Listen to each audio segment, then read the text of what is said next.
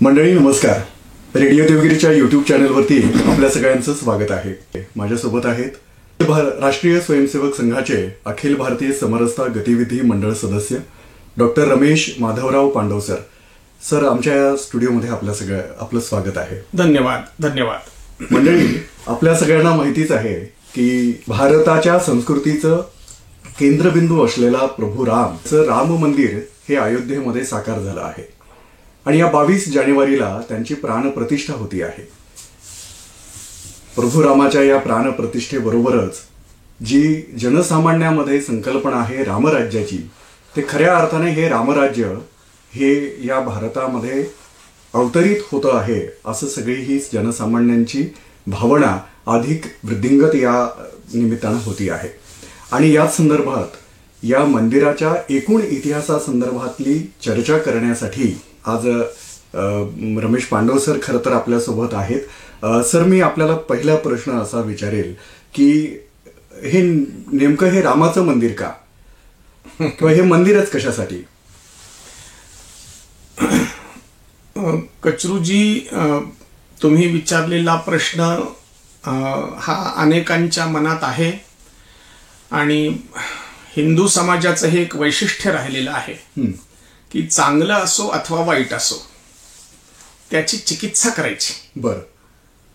म्हणजे एक काव्यच आहे तसं. रामकृष्ण गौतम की धरती महावीर का ज्ञान यहा वाणी खंडन मंडन करती शंकर चारो धाम जहा जितने दर्शन राहे उतनी चिंतन का चैतन्य भरा पंच खालसा गुरुपुत्रों की बलिदानी यह पुण्य धरा अक्षय वट अगणित शाखाएं जड़ में जीवन हिंदू है संस्कृति सबकी एक चिरंतन खून रगों में हिंदू है.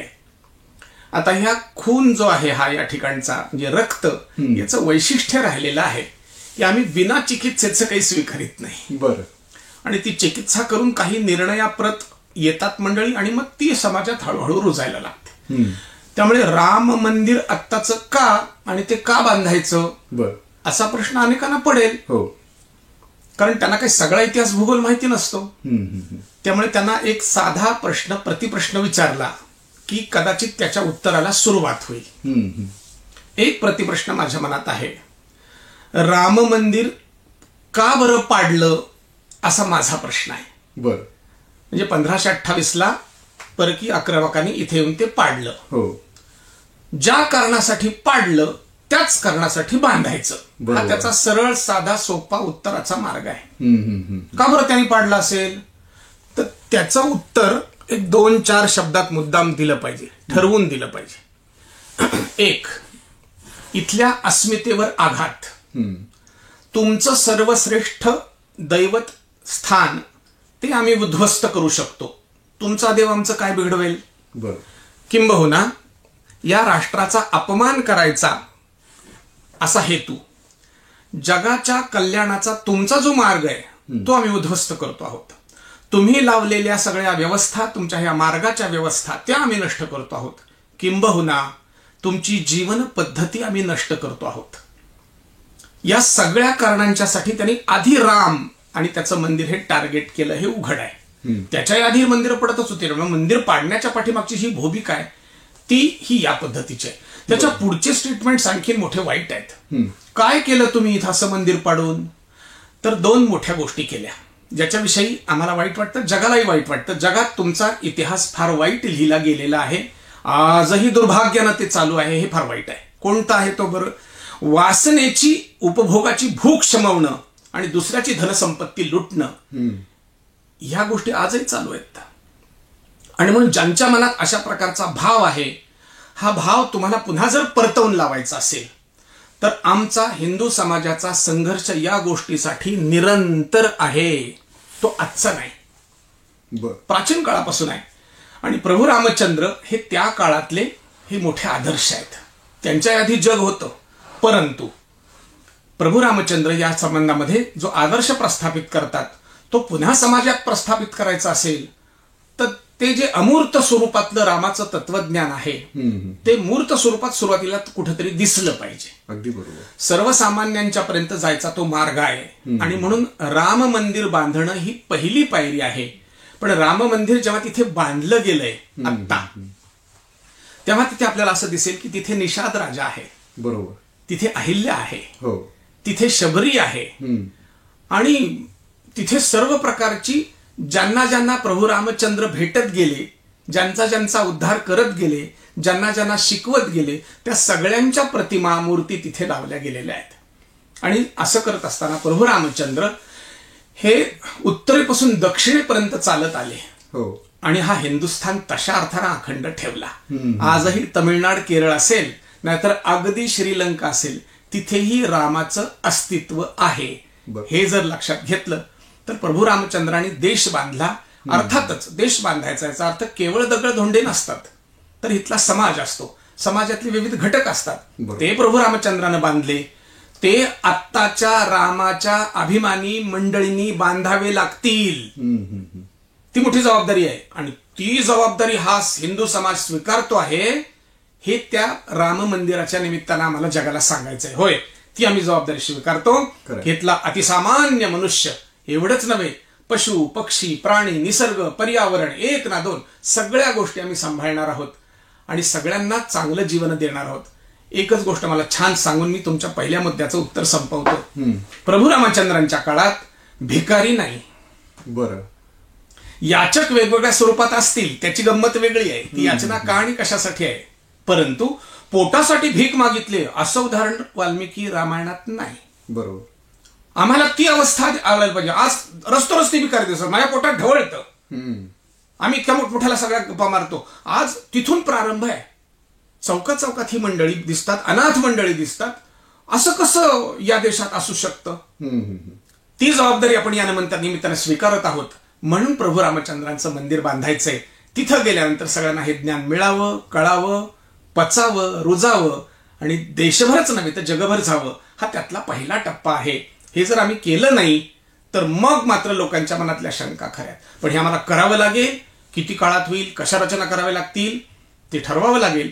पण प्रभू रामचंद्रांचं मंदिर हे ज्या कारणासाठी पाडलं त्याच कारणासाठी बांधायचं आणि प्रभू रामचंद्रांचा संदेश हा जो अतिसामान्यांच्या पर्यंत जो आहे तो आम्हाला न्यायचा आहे. कुठल्याही प्रकारची भूक ही या ठिकाणी राहता कामा नाहीये. सगळ्यांनी समाधानानं जगावं हा त्यातला संदेश आहे. बरोबर.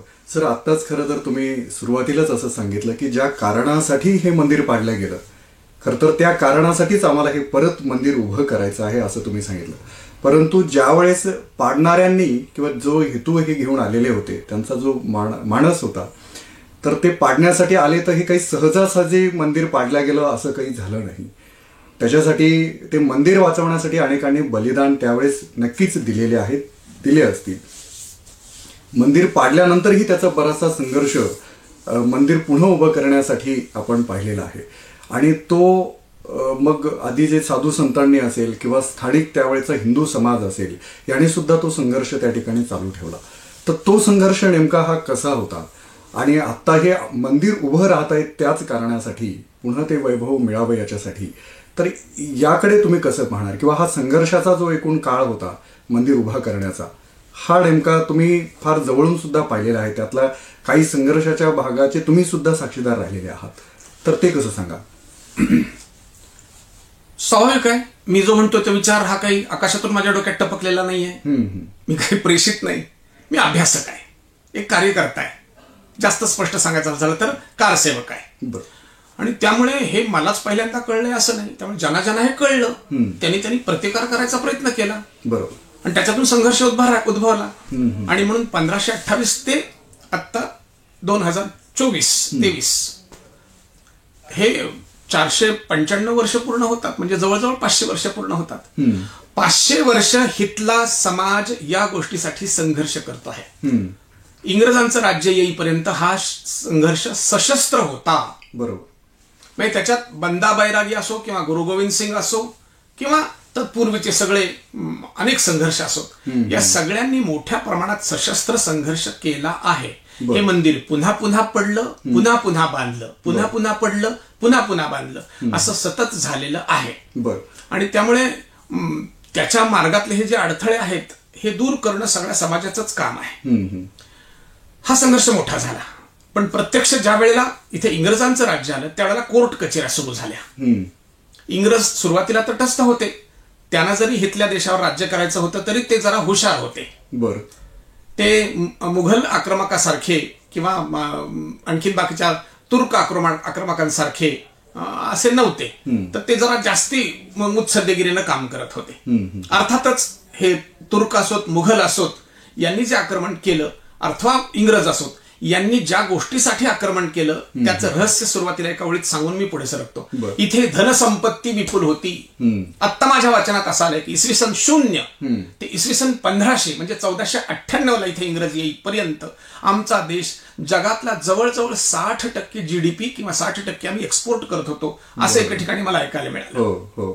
त्याचा रिसर्च आता चालू आहे. त्यामुळे ज्ञान विज्ञान या ठिकाणी इतक्या मोठ्या प्रमाणात होतं की केवळ भारत देशच नाही तर जगाला आम्ही उपकार करत होतो, जगाला खाऊ घालत होतो. म्हणजे जीडीपीच्या भाषेत जर बोलायचं ठरलं तर आज ज्याचा जीडीपी 8 पेक्षा जास्त आहे तो जगावरती राज्य करतो. होय होय बरोबर. आणि असं जर त्यावेळेस 60% जीडीपी असेल तर काय असेल, किती मोठा असेल त्याची कल्पना आपण करू शकतो ना.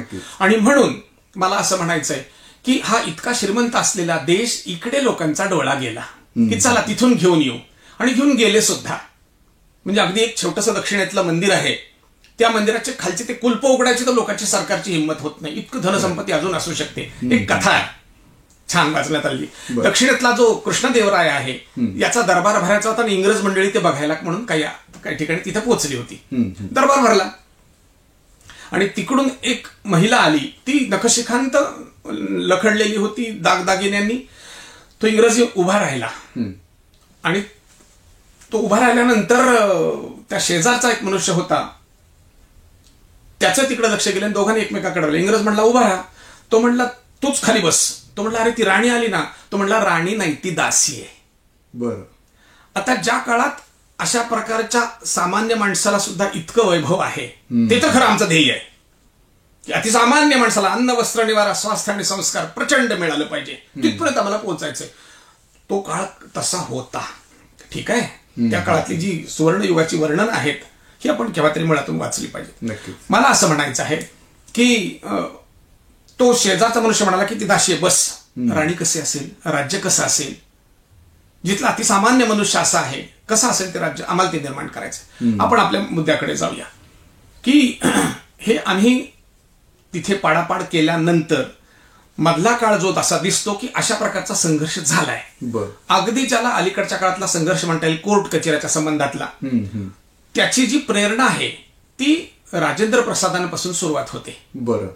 मी त्याच्या आधी गुरु गोविंद सिंग आहेत, छत्रपती शिवाजी महाराज आहेत, महाराणा प्रताप आहेत. त्यांचा संघाचा संघर्ष याच कारणासाठी आहे.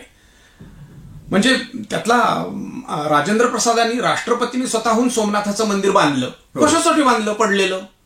कधीतरी एकदा राजेंद्र प्रसादांच्या अनुयायांना हा प्रश्न विचारला पाहिजे ना, का बांधलं? खरं. पुढे चालून राजीव गांधींनी त्या ह्या सगळ्या जन्मभूमीच्या तिथलं कुलूप उघडलं. का उघडलं?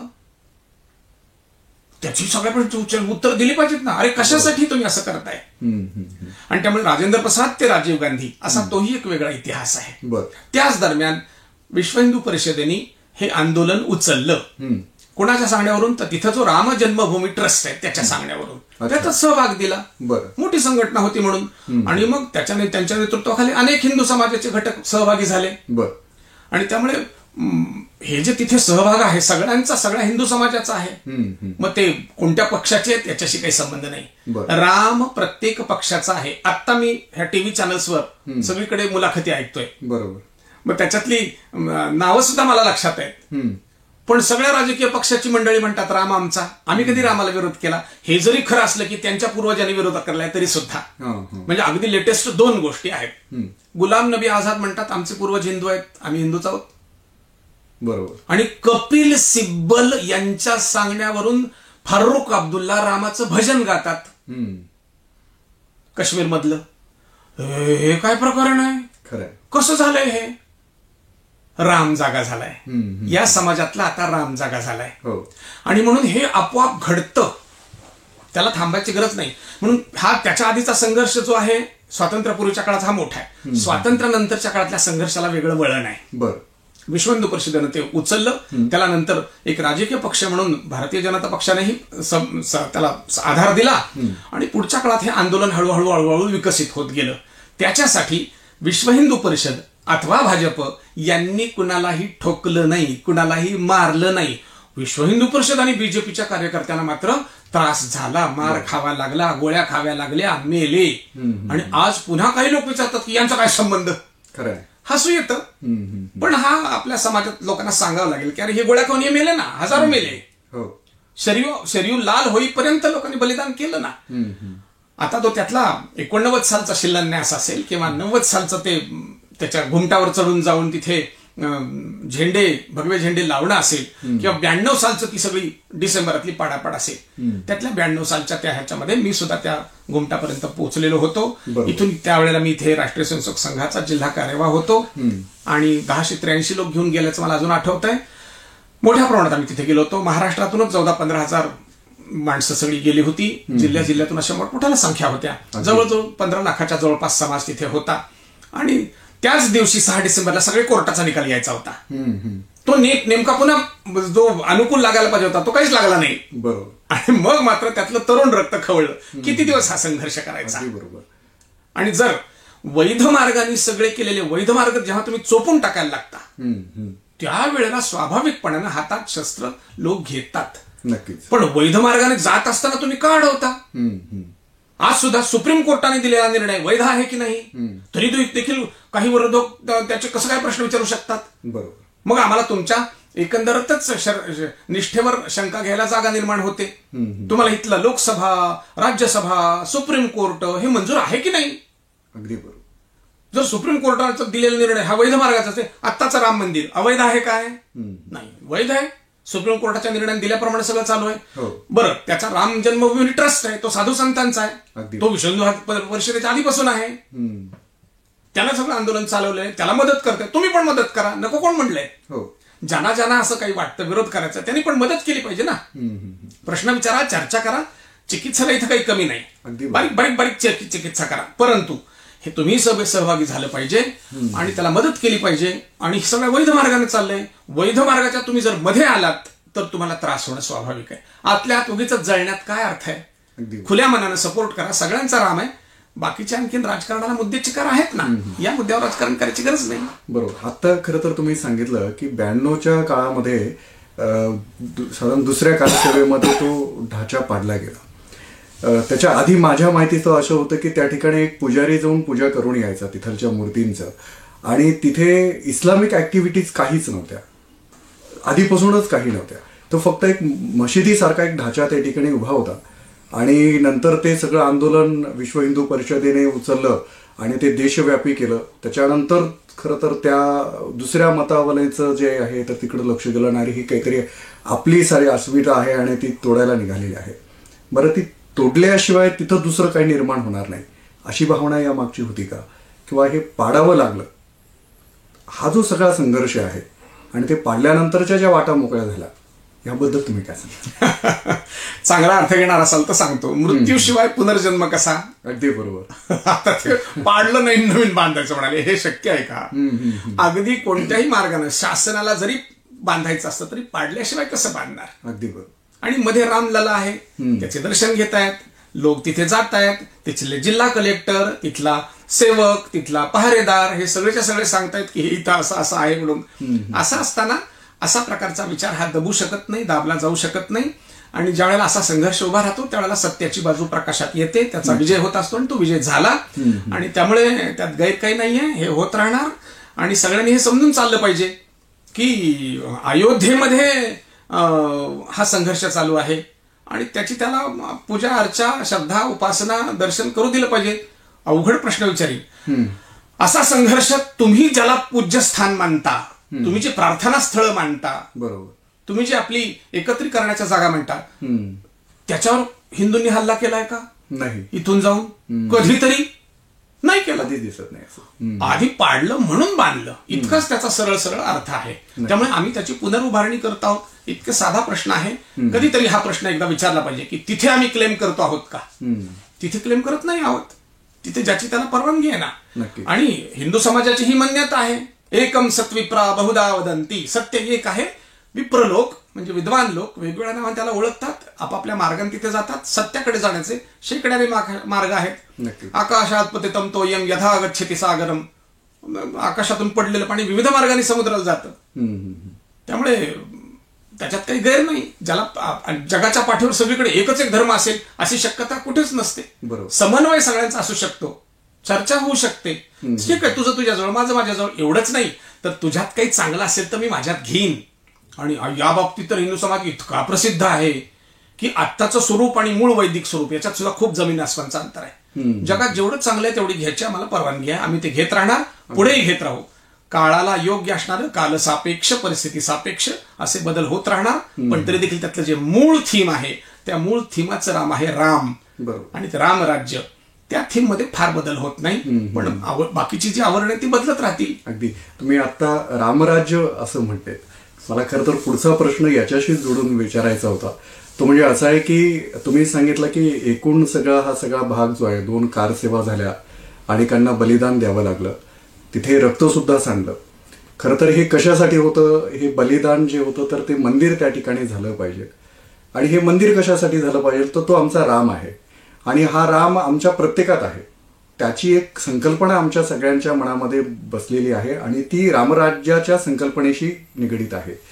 मग हे नेमकं रामराज्य का, कशासाठी, आणि हे आत्ताच्या काळामध्ये कसं असेल? त्यातला जो शेवटचा भाग आहे त्याला अनुसरून आपण बोलूया. रामराज्याची संकल्पना ही काही हे आता ट्रस्टनी मांडलेली कल्पना नाही.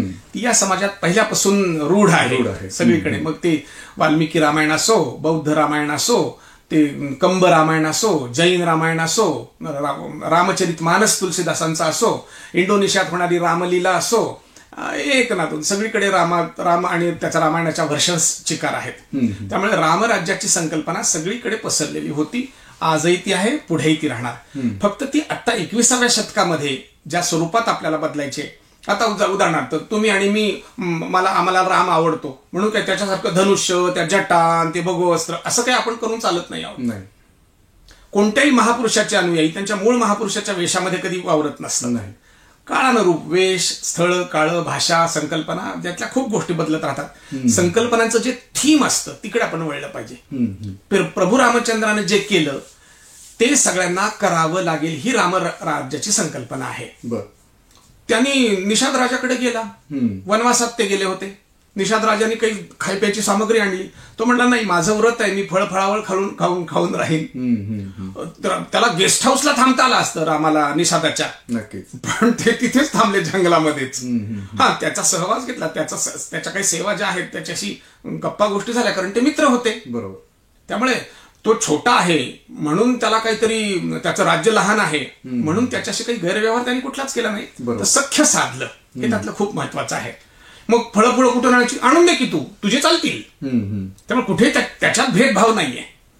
आणि म्हणून निषाद नावाचा छोटा राजा त्याच्या टेरिटरी पुरता जो आहे त्याच्याशी प्रभू रामचंद्रांचं सख्य आहे. गिळून नाही टाकलं. आपण थेट पुढच्या टप्प्यात जाऊ.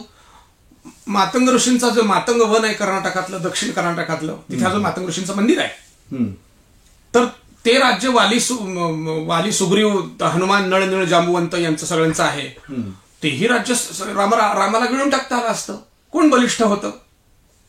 राम होता. बरोबर. तेही करून टाकता आलं असतं. ज्याला कोणाला मारलं, त्यांच्यापैकी एकाला मारलं, उरलेलं राज्य खाऊन टाकायचं, माझं म्हणायचं. तसे करता आलं असतं. एवढंच नाही, श्रीलंका श्रीमंत होती, सोन्याची होती, सगळं खरंय. राम आणि तेही हादडलं नाही. मग काय म्हणाले? तुझं तू सांभाळ, आपण सख्य मित्र म्हणून राहू ना. विभीषणाला दिलं. विभीषणाला सांगितलं की हे रावणाचं सगळं जे अंत्यसंस्कार आहेत ते व्यवस्थित करा, गडबड करू नका, आणि तुमच्याच्यानं होत नसले तर माझा भाऊ म्हणून मी करतो. हे केवढं तत्वज्ञान आहे. रामराज्याच्या संकल्पनेत मरणांतानी वैरानी हे रामाने म्हटलंय. बरोबर. आपल्या भारतभूमीच्या वैभवासाठी म्हणून सगळ्यांनी खपणं हे रामाच्या चरित्रातून घेतलं पाहिजे. लंका खूप श्रीमंत आहे म्हणून ती माझी असं नाही म्हणतायत. बरोबर. मी तिथेच राहीन, जिंकून घेतली म्हणून ती माझी असं नाही. तुम्ही आणि आपण एकाच वेळेला सहअस्तित्वाचा जो मोठा सिद्धांत आहे तो सहअस्तित्वाचा सिद्धांत रामाने तिथं प्रस्थापित केला. श्रीलंका, वाली, सुग्रीव, निषाद ही सगळीच्या सगळ्यांचे सख्य जोडत गेला. आणि या समाजात राहणारी जी अतिसामान्य माणसं आहेत त्यांच्याशी सुद्धा सख्य साधलं. अहिल्याचा उद्धार केला याचा अर्थ असा की आपण सिंबॉलिक घेऊया की तिनं काही तिच्या आयुष्यात घडलं, दुर्दैवानं पाप काही घडलं, ती जड होऊन गेली. दगड होऊन गेला म्हणजे काय, जड होऊन गेली. आणि माणसात बुद्धी एकदा त्याची झाली की आपण त्यालाच म्हणतो काय जडबुद्धी आहेस, बुद्धी जड असते. घडलं बरोबर. पण मग तुला पुन्हा नीट चांगला मार्ग दाखवायचा की नाही. जर माझ्याकडे सामर्थ्य आहे, इच्छा आहे, सद्भाव आहे तर मी त्याला वरती उचलू शकतो. अहिल्याला पुन्हा चांगल्या गुणांमध्ये रूपांतर करण्याचं काम केलंय. आम्ही आमच्या सगळ्या जीवनामध्ये अशा प्रकारच्या मंडळींना वर आणणार की नाही. आत्ता या संभाजीनगर शहरामध्ये इथे एक वसतिगृह आहे. आम्ही तिथे जाऊन आलो. तमासगिरांची मुलं तिथे आपण सांभाळतो आहोत. आहे तिथे एक वसतिगृह, 10-12 मुलं आहेत. आम्ही जाऊन आलो तिथे. काय मुलांचा त्या दोष आहे. अशी जिथे जिथे कुठे माणसं असतील ती सांभाळावी. त्यांना सांभाळणार एक जोडप आहे. बरोबर. तेही परवा आमच्या घरी येऊन गेलं. आम्ही त्यांना चहा पाणी केलं, त्यांना खड्या नारळाने ओटी भरली. आता हा जो सगळा समाज आहे तळागाळातला, ज्याला आज तळागाळातला असा शब्द प्रयोग तयार झालाय, त्यावेळेला असा तळ गाळ असे काही शब्द ते नव्हते. तर आम्ही सगळेच आहोत. सगळे सामाजिक सन्मान सगळ्यांना आहे. तर सामाजिक सन्मान सगळ्यांना दिला पाहिजे. प्रभू रामचंद्र चक्रवर्ती सम्राट आहेत. ते सगळ्यांना सन्मान देतात. म्हणजे त्यांचे 3 गुरु आहेत. एक त्यातले जे ऋष्यशृंग मुनी आहेत हे वनवासी आहेत. लक्षात घ्या, ते वनवासी आहेत. ते त्यांचे गुरु आहेत. ते ऋत्विक पण करतायत. परंपरेने पौरोहित्य करत नाहीयेत. ते वनवासी आहेत. विश्वामित्र क्षत्रिय आहेत. त्यांचा जो मंत्र आहे ओम भूर्भुव स्वः असणारा तो विश्वामित्रांचा आहे. ते तर क्षत्रिय आहेत. अगस्ती, आत्ताच्या मातंग समाजाला विचारा, अगस्ती मातंग समाज ते म्हणले जातात. रामाचे हे 3 गुरु आहेत. रामाने कुणाला गुरु केलंय, या सगळ्यांना गुरु केलंय. नुसतं सामाजिक सन्मान नाही, गुरुपदावर बसवले. तुम्ही सांगाल तसं करू, तुमच्या इच्छेप्रमाणे होईल. हे जे समोरच्याचं मतदान, ते समोरच्याचं जे मत आहे ते ध्यानात घेणं, याचा अर्थ सर्वसमावेशकता आहे. आणि त्याच्या अनुषंगाने हे राज्य चालेल. तशा अर्थानं आजच्या आमच्या कोणत्याही लोकप्रतिनिधीला हे लक्षात घ्यावं लागेल की सगळ्यांची मतं लक्षात घ्या. घरोघर जा, लोकांना विचारा. त्याच्यातून तुम्हाला आणखीन जे जे चांगलं वाटतं त्याची चर्चा करून लोणीत त्याचं नवनीत घेऊन तुम्ही कामाला लागा. पण मी या ठिकाणी बसलो आहे याचा अर्थ लोकांचा प्रतिनिधी आहे हे मला लक्षात घ्यावं लागेल. बरोबर. प्रभू रामचंद्र हे लोकांचे प्रतिनिधी आहेत. तुम्ही तशा अर्थानं हे रामचंद्र, हे रामराज्य हे आहे. आणि त्याचे असे अनेक पैलून रामराज्याचा विचार करता येतो. तो प्रतिष्ठापित झाला पाहिजे आणि तो जगभर नेला पाहिजे. नक्कीच. म्हणजे रामराज्याची कल्पना ही आदर्शवत आहेतच. पण खर तर राम ज्यांच्यासाठी देव आहे ते त्याला भजतात, पूजतात. परंतु ज्यांना रामातलं देवत्व मान्य नाहीये, मग त्यांनी सामान्य राम एक पुरुष म्हणून, एक व्यक्ती म्हणून हा कसा पाहिला पाहिजे. देव मानायचा का नाही हा ज्याचा त्याचा प्रश्न आहे. पण आमच्याकडे त्याला एक छान शब्दप्रयोग आहे, तिकडे दुर्लक्ष करू नका. त्याला नाव आहे मर्यादा पुरुषोत्तम राम. पुरुषोत्तम आहे, पुरुष आहे, मनुष्य आहे, हे पहिल्यांदा लक्षात घेतलं. राम शेवाळकरांचं एक छान भाषण आहे, मला चांगलं आठवतंय. ते राम आणि कृष्णावर त्यांची केलेली कॉमेंट आहे. ते म्हणतात की जेव्हा आकाशाला जमिनीशी नातं जोड असं वाटतं तेव्हा प्रभू रामचंद्र जन्म घेतात. जेव्हा ह्या जमिनीला असं वाटतं की आकाशाकडे झेपावं त्यावेळेला कृष्णाचा जन्म होतो. ही तत्व आहेत आणि ही तत्व जगणारी हे आदर्श माणसं आहेत, लक्षात घ्या. त्यामुळे प्रभू रामचंद्र इथे येत आहेत. त्यांना सगळ्या गोष्टी शक्य असून सुद्धा त्यांनी मर्यादा पुरुषोत्तमाचंच रूप धारण केलंय. आणि त्यामुळे माणूस आहे. आता एखाद्याला असं वाटलं की त्याची पूजा करावी तर आमच्याकडे तेही सूत्र दिलेलं आहे. तेही सूत्र आम्ही दुर्लक्ष करीत नाही. ते पुन्हा पुन्हा सांगितलं पाहिजे. शिवो भूत्वा शिवम यजेत. शिव होऊन शिवाची पूजा करा, राम होऊन रामाची पूजा होऊ शकते. बाकीच्या पूजा ह्या गौण पूजा आहेत. पण त्या स्मरणार्थ आहेत एवढं लक्षात ठेवलं पाहिजे. गौण पूजा असली तरी सुद्धा पूजा ती त्याज्य नाही. मग ती काय आहे तर ती जी काही हळद कुंकू अक्षता फुलं हे जो आहे तो स्मरणाचा बिंदू हा प्रारंभ बिंदू आहे. पण हळूहळू ज्यांना ज्यांना राम कळला, म्हणजे आपण सगळ्यात मोठं उदाहरण घेऊया समर्थ रामदासांचं. त्यांचा आत्माराम नावाचा एक ग्रंथ आहे. हे कोणाला माहिती आहे? नाही. लक्षात घ्या. एक छोटीशी कथा सांगून मी तुमच्या मुद्द्याला समाप्ती करतो. कळलं काय पाहिजे? एक छान कथा माझ्या वाचनात आली. माटे म्हणून एक कोणी आपल्याकडे साहित्यिक होऊन गेले. त्यांना त्या काळात महार माटे असं चिडवत असत. मोठी गंमत आहे ती. तर त्यावेळेला अजून सगळंच हे नवीन वारं यायचं होतं, पण त्यांना चिडवायचे लोक, कारण ते सगळ्यांच्या संबंधात लिहायचे, वाचायचे, बोलायचे, काही कृती करत होते. आता त्या माट्यांनी एक छान लेख लिहिला. त्या लेखाचं नाव आहे ईश्वराचे भवितव्य. एकदा काय झालं, ईश्वराने त्याची जी सल्लागार समिती नेमली होती त्यांना विचारलं की अरे मला भयंकर कंटाळा येतो, रोज लोक हजारांनी लाखांनी येतात, मला माझ्या दिवसभरातली विधी उरकायला काही वेळच मिळत नाही. सल्लागारांनी चिंतन केलं आणि त्यांना सल्ला दिला, देवा एक काम करा, तुम्ही डोंगरात जाऊन बसा. लोक तेव्हापासून काही ठिकाणी आता डोंगरात देव दिसतो. कथा आहे, लक्षात घ्या, थीम लक्षात घ्या. डोंगरात देव दिसतो. तिथेही लोक जायला लागले. वर्षातून एकदा लाख, 20 लाख, 25 लाख. आता बद्रीनाथ केदारनाथ किती जड आहे. माणसं मरतात. पूर्वीच्या काळात माणसं जाऊन येईपर्यंत मरत असतात. कुणी कुणी माघारी येत नव्हतं, पण जातात की नाही. शेवटी देव तिथे एक दिवशी म्हणला की मला फारच बोर व्हायला लागलं, हे काही खरं नाही. मग पुन्हा सल्लागार मंडळाला सल्ला विचारला की काहीतरी असा सल्ला द्या की ह्या त्रासापासून मी वाचेन. सगळ्या सल्लागार मंडळांनी सल्ला दिलाय, म्हणजे बुद्धिमंतांनी सल्ला दिलाय, लक्षात घ्या. चिंतन करणाऱ्यांनी सल्ला दिलाय, तो लक्षात घ्या. हे जे समाजाचं भवितव्य जे घडवतात त्यांनी दिलेला सल्ला आहे, तो लक्षात घ्या. ते म्हणतात, देवा एक काम करा, माणसाच्या अंतःकरणात जाऊन बसा, तिथं कोणी येत नाही. खरं. तेव्हापासून असं मानलं जातं की देव अंतःकरणात आहे, आत्मा मध्ये आहे. बरोबर. वरी आत्मा मध्ये परमेश्वर आहे, हे मानलं गेलं आपल्याकडे. हा प्रवास पूर्ण करणं आवश्यक आहे. स्थूल स्वरूपात प्रभू रामचंद्र मानणं हा पहिलाच टप्पा आहे. पण माझ्या अंतःकरणात आत्मा राम आहे हे मला केव्हा तरी ओळखावं लागेल. त्या मार्गाला मनुष्य निघाला की हळूहळू हळूहळू त्याची एक वेगळी साधना सुरू होते. आणि त्यामुळे ज्याला देव त्याला मानायचा आहे, त्यात गैर काही नाही. पण ती यात्रा आहे, प्रत्येकाचा प्रवास आहे. बरोबर. सारे प्रवासी तिमिराचे नाही, सारे प्रवासी प्रकाशाचे. त्या प्रकाशाच्या दिशेने आम्हाला जायचं आहे. तो हा प्रवास आहे, तो या निमित्तानं सुरू झाला पाहिजे. त्यामुळे एखाद्यानं देव मानलं तर त्याला पोएट मानायचं कारण नाही. टप्पा त्याचा कोणता आहे मनुष्य जीवनातला, इकडे आपल्याला लक्ष द्यावं लागेल. जाणत्या मंडळींनी जैसा ज्याचा अधिकार तैसा करू उपदेश, हे जगद्गुरु तुकोबारायांचं म्हणणं सगळ्यांच्या समोर मांडलं पाहिजे. सगळ्यांना सगळ्या गोष्टी लक्षात येणं अवघड असतं. अध्यात्मातल्या उच्च कोटीच्या गोष्टी या सुरुवातीला समजत नाहीत, पण जसं तुम्ही त्या मार्गात जाल तस तसं सरत राहतं. म्हणून मग आत्मारामापर्यंत जावं लागतं. आणि मग कल्याणकरी रामराया अशा प्रकारचं आपल्या अंतःकरणात येऊ शकतं. त्यामुळे आपल्याकडे सगळ्या साधू संतांनी रामाचं सुद्धा असं वर्णन केलं आढळतं. आता पहिल्या पायरीवर जी माणसं आहेत त्याला नावं ठेवू नये, पण आवाहन वारंवार करत राहावं की अरे चला पुढे चला, रस्ता आत्ता सुरू झालाय.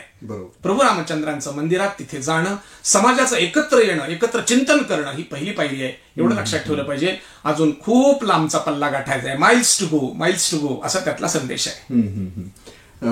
खरं तर आता तुम्ही आध्यात्मिक राम आणि व्यक्तिगत राम असं तुम्ही सांगितलेलं आहे. परंतु आता आपण आधुनिकतेकडे वळालेलो आहोत. आधुनिक सगळ्या संकल्पना आपण स्वीकारलेल्या आहेत. मग अशा या सगळ्या गोष्टीमध्ये या 21व्या शतकामध्ये या रामाचा संदर्भ नेमकं काय? आधुनिक याचा अर्थ याच्या आधी कधीच झालं नाही असं समजायचं काही कारण नाही. आता नवीन नवीन गमती जमती उजेडात यायला लागल्यात. नक्की. की गुरुत्वाकर्षणाचा सिद्धांत न्यूटननं नाही, त्याच्या आधीच्या काळातच लागला. म्हणून आता वेद विज्ञान प्रकाशात यायला लागलं. बरोबर. म्हणून विज्ञान भारती काम करायला लागलं. आर्य समाजाने रिसर्च सेंटर्स काढले. हरिद्वारला परंपरागत पद्धतीनं रिसर्च होणारं गायत्री कुंज आहे. जवळजवळ 5000 मठ मंदिरांमध्ये लोक अभ्यास करतायत. आत्ता आज सकाळी मला मुंबई IITतून फोन होता. आम्हाला पाश्चात्य तत्वज्ञान आणि भारतीय तत्वज्ञानाचा अभ्यास करून तिथे आम्हाला मार्गदर्शन करणारे कोणी युरोपियन गृहस्थ आहेत. बरं. तिथे जायचंय, जरा काही स्कॉलरशिपची व्यवस्था होईल का. आणि तिथल्या त्या प्रोफेसराला वाटतं की मी तर फुकट बसलो रे शिकवायला, तुम्ही या ना. महिनाभर आमचे ते IITतले मित्र तिथे राहिले. मला सांगायचं इतकंच आहे की हे पहिल्यांदाच घडतंय असं नाही, याचा उत्थान पतन चालू असतं. पण तरी देखील आपण काळ पुढे सरकलाय असं घटकावर म्हणूया. तर या काळात सुद्धा मी पुन्हा एकदा सांगतो आहे, प्रभू रामचंद्रांनी जी सगळ्यांच्या कल्याणाची संकल्पना मांडली ती नित्य नूतन आहे ना. बरोबर. सनातन या शब्दाचा अर्थ तथागत गौतम बुद्धांनी छान सांगितलाय की वैरानं वैर मरत नसतं, सद्भावनेनं प्रेमानं मरत असतं. सनातनाचा छान अर्थ तथागत गौतम बुद्धांनी सांगितलाय धम्मपद या पुस्तकामध्ये. मला असं वाटतं की तिकडे लक्ष वळवलं पाहिजे. ही तत्वज्ञान नित्य नूतन आहेत, ही कधी मरत नसतात. किंबहुना हे तत्वज्ञान सोडलं दुसऱ्याच्या कल्याणाचं तर मग जग कसं राहील. नक्कीच जग राहणारच नाही. तिथे आमचा तो आम्हाला समजून घ्यायचा मुद्दा आहे. आणि त्यामुळे आधुनिक जगात सुद्धा हे सगळं टिकणार, वाढणार, विकसन करणार. किंबहुना आमच्याकडे स्वामी विवेकानंद असोत, महर्षी दयानंद सरस्वती असोत, आणि सगळे साधू संत, सगळे आमचा वारकरी संप्रदाय, महानुभाव संप्रदाय, बौद्ध तत्वज्ञान आहे, जैन तत्वज्ञान आहे, किती सांगायचं, कबीर पंथ आहे, दक्षिणेतले आमचे नारायण गुरु आहेत, गुरुनानक आहे, सिख संप्रदाय आहे, सिख धर्म आहे. सगळ्यांना धर्म म्हणा, संप्रदाय म्हणा, काही म्हणा, पण ह्या सगळ्यांचा जो विचार वारंवार जगाच्या कल्याणाचा आहे तो आज टाकाऊ ठरेल काय. म्हणून ऐहिक आणि पारलौकिक दोन्ही प्रकारचं कल्याण झालं पाहिजे. एक छान ज्ञानेश्वरांची ओवी आहे, ज्याचे अरत्र ठीक नाही त्याचे परत्र पुससी काही. बरोबर. आता ऐहिक त्याच्या पाठीमागे जग लागलंय ना.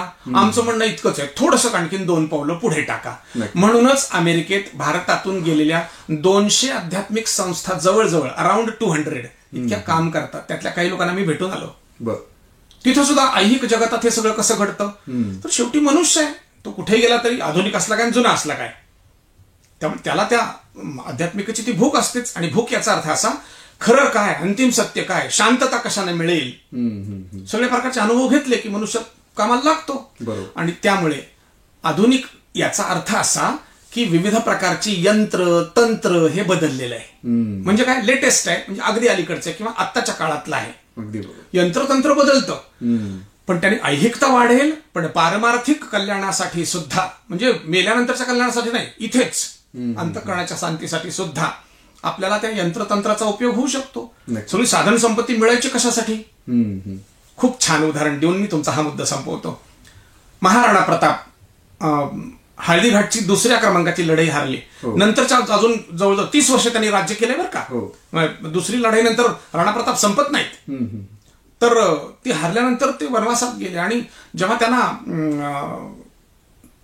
साधन संपत्ती उरली नाही, त्यामुळे सैन्य उरलं नाही, त्यावेळेला त्यांच्या वडिलांच्या दरबारात असणारा भामाशाह नावाचा राजस्थानातला जो मुनीम आहे, जो उदयसिंग महाराजांच्या दरबारात होता, त्याने सगळी धनसंपत्ती आपली घोड्यावर हत्तीवर लादली आणि राणा प्रतापाकडे नेऊन ओतली.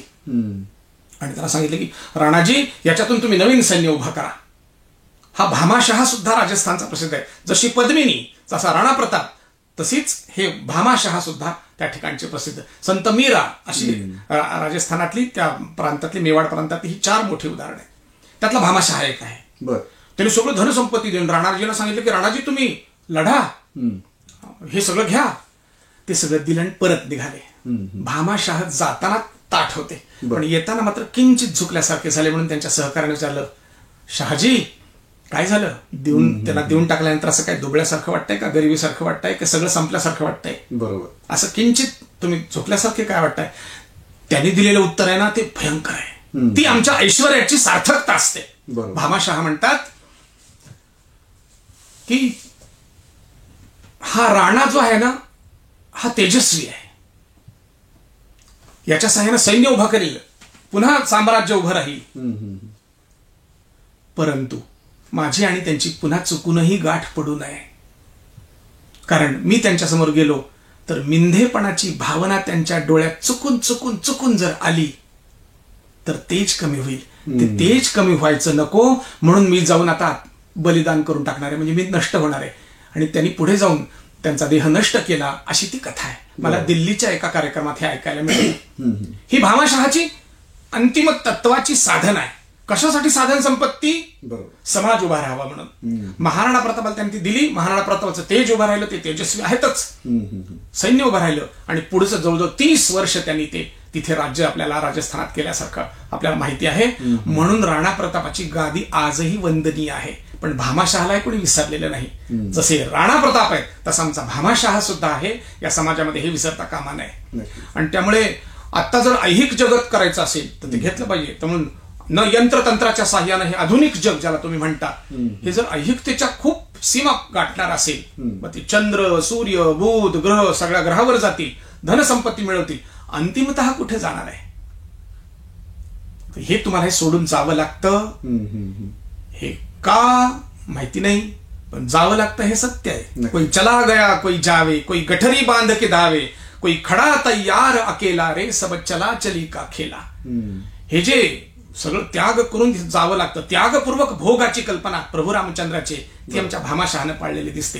आणि प्रभू रामचंद्रांचंही जीवन तसंच आहे. आम्हाला तिकडे दुर्लक्ष करता येणार नाही. रामराज्य सगळं संपलं. पुढे लवकुशांना त्याने ते दिलं आणि स्वतः जाऊन शरीयूमध्ये प्राणोत्सर्ग केला.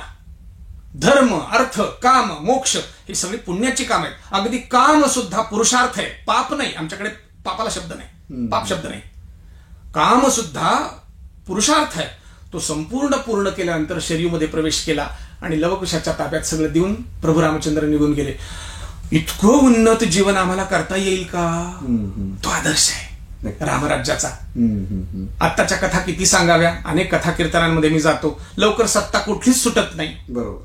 कुणालाच सुटत नाही. सुटताना त्याचा त्रास होतो. घरातली असो, दारातली असो, समाजातली असो, ग्रामपंचायत असो, जिल्हा परिषद असो, कुठली असो सत्ता, घरातली का धर्मसत्ता सुद्धा सुटत नाही. आणि त्यामुळे सत्ता सोडत असताना हा विचार प्रभू रामचंद्राचा आमच्याकडे रुजवावं लागेल ना. भामाशहा सारख्याला संपत्तीवान माणसाला जर हे सोडावं असं वाटतं. आत्ता तर आपल्याला हे लक्षात घ्यावं लागेल की आधुनिक युगामध्ये ऐहिक भरपूर सामर्थ्य कमावलं तरी सुद्धा अंततो गत्वा हे थांबतच असतं. काळचक्र प्रत्येकाच्या जीवनाचं थांबतं. थांबत असताना आम्हाला प्रभू रामचंद्र डोळ्यासमोर ठेवावं लागतात. म्हणून तर आम्ही गाणी गातो की राम नाम नौक्या भवसागरी तराया. ही रामनामाचे रामनाम घ्यायचं म्हणजे ही अशा अर्थानं घ्यायचंय. भवसागरात तरायचं असेल तर तो आदर्श ठेवावा लागेल. बरोबर. बऱ्याचशा वेळेस म्हणजे आता असं होतंय की तिकडे मंदिर तयार होत आहे, लोकांची चेतना जागृत होती आहे आणि अशा अवस्थेत सुद्धा लोकांमध्ये संभ्रम निर्माण करण्यासाठी म्हणून काही नॅरेटिव्ह सेट केले जातात. त्यातला एक नॅरेटिव्ह असा आहे की पूज्य डॉक्टर बाबासाहेब आंबेडकरांनी आम्हाला घटना दिली, त्या घटनेच्या माध्यमातून आम्हाला आधुनिक विश्वाकडे जायचं सांगितलं, त्याच्यासाठी शिक्षण घ्यायचं सांगितलं, शिक्षित होऊन संघटित व्हा, संघर्ष करा असा मंत्र पण दिला. असं असताना आत्ताचे काही राजकारणी आम्हाला पुन्हा त्या अध्यात्माकडे घेऊन जात आहेत, मागे घेऊन जात आहेत, असा एक नॅरेटिव्ह सेट होतो. परंतु त्याच पूज्य बाबासाहेबांनी घटना लिहिताना घटनेची सुरुवात किंवा घटनेत रामराज्य यावं म्हणून राम आणले. तर हा जो नॅरेटिव्ह आहे याच्याबद्दल तुमचं काय मत आहे? डॉक्टर बाबासाहेब आंबेडकर निधर्मी नव्हते. धर्मनिरपेक्षता आणि समाजवाद हे शब्द सुद्धा त्यांनी संविधानाच्या प्रारूपामध्ये त्यावेळेला नाकारले. हे सत्य आहे की नाही? हो. हा पहिला भाग. त्यामुळे धर्म कोणता, धर्म कशाला म्हणायचं, बाबासाहेबांची व्याख्या आहे. त्याला त्यांनी धम्म म्हटलं. धम्माच्या व्याख्येत सगळं येतं. त्यामुळे पहिली गोष्ट अशी की बाबासाहेब निधर्मी नव्हते. त्यातला पहिला भाग. दुसरी गोष्ट अशी की त्यांनी संविधान लिहिलंय ती समाज रचना, राजकीय रचना त्याच्यासाठी लिहिलंय. परंतु आपल्याला हे लक्षात घ्यावं लागेल की प्रारंभालाच विश्वास, श्रद्धा हे शब्द घालून प्रियांबलमध्ये म्हणजे प्रस्ताविकामध्ये म्हणजे या संपूर्ण भारताला ध्येय देत असताना, प्रियांबल हे आमचं ध्येय आहे समाजाचं, ते देत असताना धर्म वर्ज केला नाही, उपासना वर्ज केली नाही, विश्वास वर्ज केला नाही. ते स्वतः देखील या संबंधामध्ये उपासक होते. म्हणून त्यांना बोधिसत्व असा शब्द आहे. तथागताचे ते उपासक होते. तथागताच्या मार्गाने त्यांना जायचं होतं. अत्तदीपोभवचा संदेश त्यांनी पण दिला. पण ही जी घटना आहे यातलं जे दुसरं थीम आहे बाबासाहेबांनी दिलेलं, तिकडे दुर्लक्ष होता कामा नये. घटना म्हणजे काय आहे? जुनी समाज रचना आता नष्ट झालेली आहे. तिला मान मंजुरी नाही. कोणती जुनी समाज रचना? वर्णव्यवस्था, जाती व्यवस्था, विषमता, अस्पृश्यता, उच्च नीचता, ही जी ठळक त्या जुन्या समाज व्यवस्थेची म्हणजे सडत आलेल्या व्यवस्थेची. रामराज्याच्या काळात हे नव्हतं. परंतु सळत सळत जेव्हा ही व्यवस्था आली तेव्हा ती समाज व्यवस्था नष्ट करण्यासाठी म्हणून बाबासाहेबांनी सांगितलं ती नाही. मग आता कोणती आहे समाज व्यवस्था? आत्ताच्या समाज व्यवस्थेचं नाव आहे संवैधानिक समाज व्यवस्था. आणि म्हणून ही प्रभू रामचंद्रांच्या कुठेही विरोधी नाही, हे लक्षात घेतलं पाहिजे. त्याच्यात बाबासाहेबांनी असं कुठं त्याच्यात नाही म्हणलेलं की हे आम्हाला समाज व्यवस्था जी आहे ती सगळ्यांच्या सुखदुःखाची एकमेकाला सांभाळून घेण्याची जी आहे ती आम्हाला नको, असं नाही म्हणलं. सगळ्यांच्या सुखासाठीच आहे ना. त्यामुळे समाज रचना बदलावी लागेल. त्यामुळे बाबासाहेबांनी संविधान सभेमध्ये 395 सूत्रांची ही आम्हाला संविधान दिलं. सुरुवातीच्या काळात 300-350 माणसं होती, नंतरच्या काळात जवळजवळ 285 पर्यंत ती माणसं राहिली.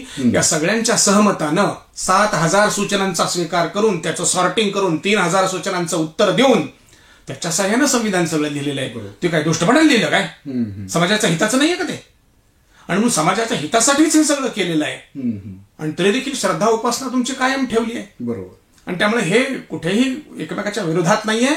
हे तोच संदेश आपल्याला पुढे न्यायचा आहे संविधानाच्या मजबूतीने. याच्यात एकच गोष्ट आत्ताच्या समाजाला पचत नाहीये, अजून स्वतःची जात विसरता येत नाहीये. ही दुःखाची गोष्ट आहे. जे असे आक्षेप घेतात त्या मंडळींना आपली जात विसरता येत नाही, ही दुर्दैवाची गोष्ट आहे. बाबासाहेब म्हणतात नाही, त्यांनी जातीप्रथेचं विध्वंसन म्हणजे कास्टलेस सोसायटीच्या पुस्तकं लिहिलं, 1936 त्यांचं भाषण आहे. हे जर बाबासाहेब लिहिलं असेल त्याचं काय झालं? ज्यांनी कोणी जाती व्यवस्था नष्ट करा किंवा जातीभेद नष्ट करा असं म्हणलं त्यांनी स्वतःच्या जातीच्या संघटना बांधल्या. याचं काय करायचं? खरं होय. आणि म्हणून इथं मला ठासून सांगितलं पाहिजे, विश्व हिंदू परिषद असो किंवा ह्याचे ट्रस्ट असो, यांनी मात्र सगळ्या जाती बुडवून सर्व समाजाला एकच एक पर्यायी हिंदू हे नाव देऊन कामाला सुरुवात केलेली आहे. बाबासाहेबांनी सुद्धा पुढे हिंदू कोड बिल लिहिलं. त्याच्यात जैन, बौद्ध, सिख, लिंगायत ह्या सगळ्यांना म्हणलं नवे ज्या जातींना स्वतःचा असा काही आपल्याला धर्म संप्रदाय नाही त्यांनाही त्या हिंदू शब्दात घातलं. काय अर्थ काढायचा? ज्यांना समान कोड केला याचा अर्थ संघटन केलं नाही असं होतं का? नाही. या कोडमध्ये राहा, तुम्हाला सगळ्यांना हिंदू म्हणलं जाईल. बरोबर. हे सरळ सरळ असं आहे, त्याचा अर्थ आहे. त्यामुळे तांत्रिकदृष्ट्या बाबासाहेबांनी त्याच वेळेला हे काम खूप चांगल्या अर्थानं पूर्ण केलं. मी पुन्हा एकदा सगळ्या आमच्या रसिक, प्रेक्षक, दर्शक या सगळ्यांना हात जोडून विनंती करेन, जसा संविधानाचा अभ्यास करतो तसा हिंदू कोड बिलाचा सुद्धा अभ्यास करा. तिथे वेगवेगळे विषय इश्यूज डील केलेले आहेत. दत्तक असेल, विवाह असेल, घटस्फोट असेल, संपत्ती असेल, विविध गोष्टींचा. पण सगळ्यांना समान करून दिलं ना. मग जगातल्या सगळ्या धर्मांना हिंदू कोड लागू आहे का? नाही, हिंदूंना लागू आहे. म्हणून इकडे लक्ष ठेवलं पाहिजे की ते निधर्मी नव्हते, त्यांना धर्म मंजूर होता, श्रद्धा उपासना मंजूर होता. एवढंच नाही तर सगळ्यांचं समान असावं या देशातल्या, हेही त्यांनी काम केलेलं आहे मोठं. आणि त्यामुळे असं काम करत असताना हे संविधानाच्या विरोधात नाही. संविधानाच्या जर विरोधात असतं तर सुप्रीम कोर्टाने तेव्हाच हे नाकारलं असतं. आता सुप्रीम कोर्टाला संविधान कळत नाही असं स्टेटमेंट ज्यांना करायचंय त्यांच्याबद्दल काय बोलायचं? नक्कीच त्यांनी नंगानाच करावा. आम्ही त्याला इतकाच शब्द, वाईटात वाईट शब्द इतकाच आम्ही सभ्य भाषेत देऊ शकतो. हा नंगानाच आहे. सुप्रीम कोर्टाने संविधानाच्या विरोधात कसं काय निर्णय दिला असं कसं म्हणता येईल? बरोबर. केवळ तो लोकसभेचा आणि राज्यसभेचा आणि विधानसभेचा, विधान परिषदेचा निर्णय नाहीये, सुप्रीम कोर्टाचा निर्णय आहे. किंबहुना सुप्रीम कोर्टाचं एकच काम गेल्या 50 वर्षात राहिलेलं आहे, 60-70 वर्षात राहिलेलं आहे. संविधानाची बाबासाहेब आणि त्यावेळेला ह्या सगळ्या मंडळींनी दिलेली चौकट आहे, ही कुठेही मोडली जाणार नाही याची काळजी सतत सुप्रीम कोर्ट घेत आहे. म्हणून तर सुप्रीम कोर्टाचा सुद्धा लोकसभा राज्यसभेवर दबाव आहे. हे काही नाही करू शकत मनानं. केलं की सुप्रीम कोर्ट म्हणतंय हे बसत नाही. हे इकडे लक्ष दिलं पाहिजे. आणि त्या सुप्रीम कोर्टाने जर म्हणलं असेल की हे ठीकच आहे, बांधा, ट्रस्ट करा, तर त्याच्या आदेशाचं पालन होतच आहे. पण केवळ सुप्रीम कोर्टाने म्हणलंय म्हणून हे करतायत असं बिलकुल नाही. सुप्रीम कोर्टाने आदेश दिलाय राम मंदिर बांधा असं नाही झालेलं. हे म्हणाले आम्ही बांधतो आहोत, ते म्हणाले बांधा. बरोबर. चौकटीत आहे. आणि त्यामुळे त्याच्या चौकटीत हे सगळं बसतंय, संविधानात हे बसतंय, संविधानाच्या बाहेर नाही. हे लक्षात घेतलं पाहिजे. ते काय मुहूर्त गिवर्त खूप लोकांनी ऑब्जेक्शन घेतलेत. एक रामभद्राचार्य नावाचे ग्रस्त आहेत ज्यांचा साक्ष मानून सुप्रीम कोर्टाने निर्णय दिला की हे बांधा, इथे राम मंदिर होतं आणि सगळीकडे ते आहे. म्हणून त्या रामभद्राचार्यांनी म्हटलंय की 22 जानेवारीचाच मुहूर्त बरोबर आहे. इतकी गाडी पुढे गेलेली आहे, लोकांना माहिती नाही त्याला काय करावं. रामभद्राचार्यांची क्लिप माझ्याजवळ आहे, आत्ता आहे. त्याच्यात ते म्हणतात की रामजन्माच्या वेळेला जी ग्रहदशा होती, ग्रहदशा, ती ग्रहदशा 22 जानेवारीला आहे. बरं. अजून काय पाहिजे? खरं म्हणजे मी व्यक्तिगत असं मानतो की मुहूर्त गिहूर्त कसलं म्हणतात, प्रभू रामचंद्राला कशाचा मुहूर्त लावता? ज्या दिवशी सगळ्यांचे मन प्रसन्न असतील त्या दिवशी सगळ्यांनी मिळून बांधा. भांडणाच्या काळात मुहूर्त गिहूर्त कोणी पाहत नाही. मुहूर्त कधी पाहतात? ज्यावेळेला सगळी सुख शांती असेल त्यावेळेला. पण समजा बेमुहूर्त जरी असलं तरी देखील प्रभू रामचंद्राला तसले कायदे कारण लावू नका. पण सुदैवानं या देशामध्ये अजूनही रामभद्राचार्यांसारखी माणसं आहेत, साधू संत आहेत, ते मार्गदर्शन करत आहेत, त्यांच्याप्रमाणे चाललं पाहिजे. आणि सुदैवानं हा मुहूर्त तसल्या प्रकारचा आहे, त्यामुळे गडबड काही नाही आहे. हे इतकं सरळ स्वच्छ स्पष्ट सगळं आहे. आणखीन एक त्यातली बारीक गोष्ट लक्षात घेतली पाहिजे की प्रभू रामचंद्रांना मानणाऱ्या लोकांनी निधी दिलाय. त्याच्यात सगळ्या राजकीय पक्षाचे लोक आहेत, सगळ्या विचारसरणीचे लोक आहेत. हे तर मंजूर कराल की नाही?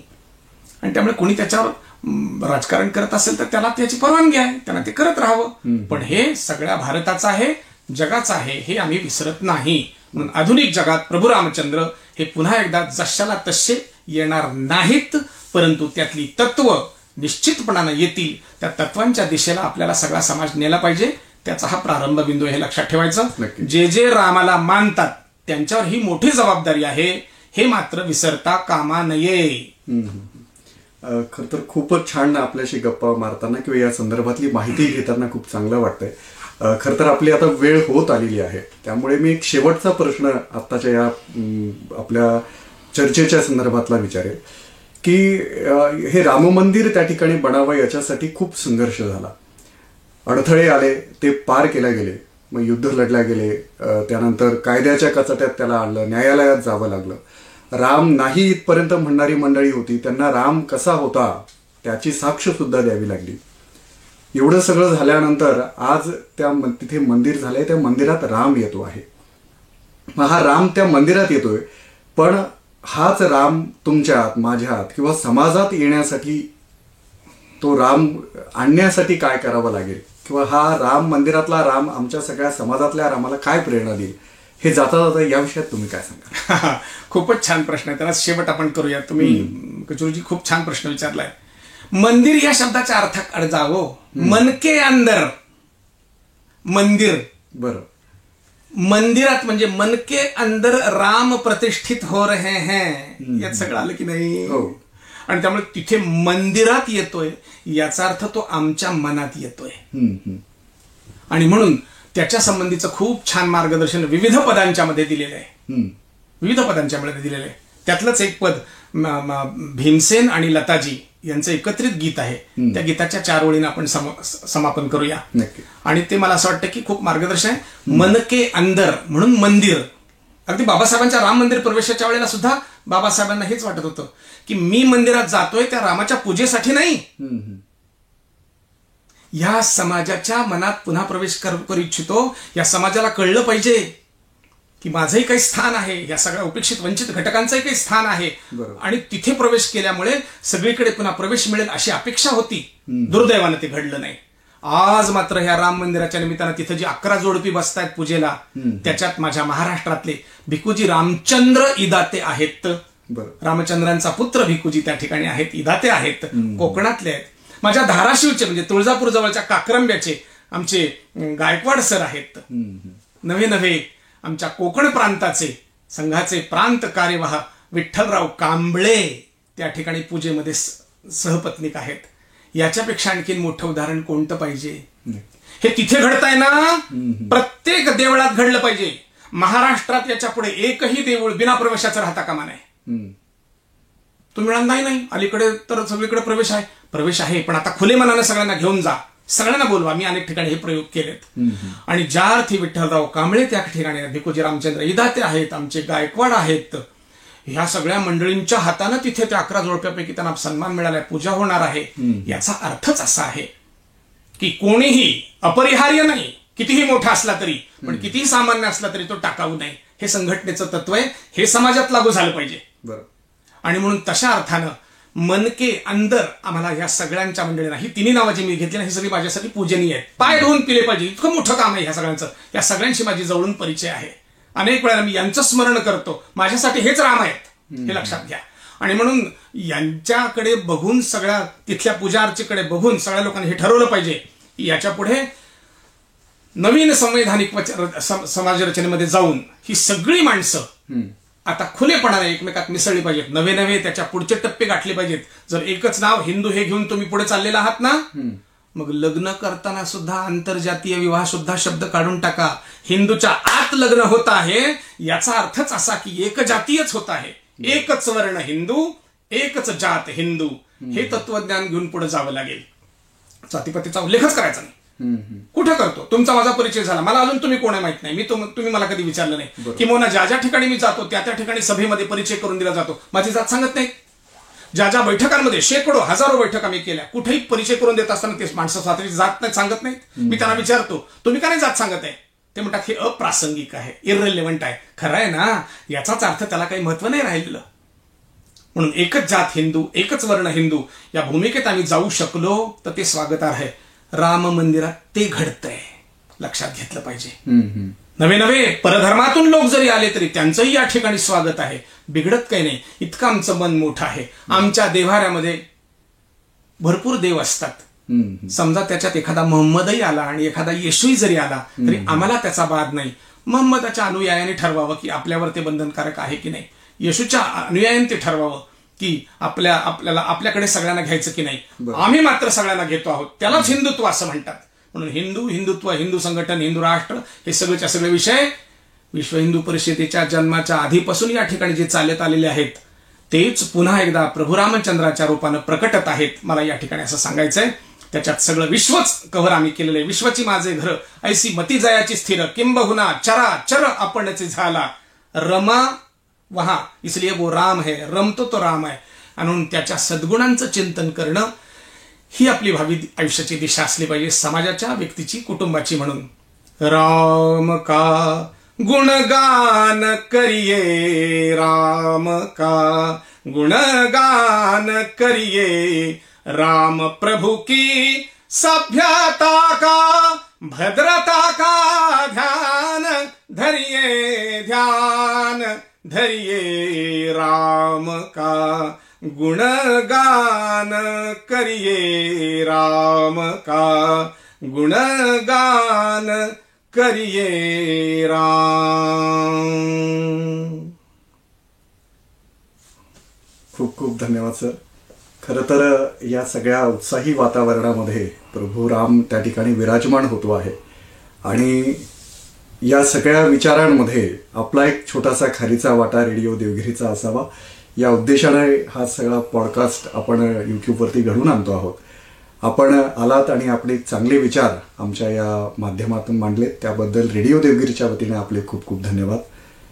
धन्यवाद. जय श्रीराम.